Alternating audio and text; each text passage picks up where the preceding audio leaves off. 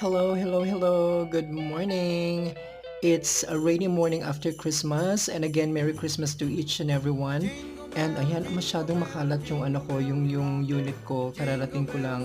I'm back after 3 days of so many activities sa my company party at saka dalawang party for the LGBTQ families ko. So, ayan, I will be doing a general cleaning today kasi dapat malinis at mabango ang bahay natin before mag-New Year.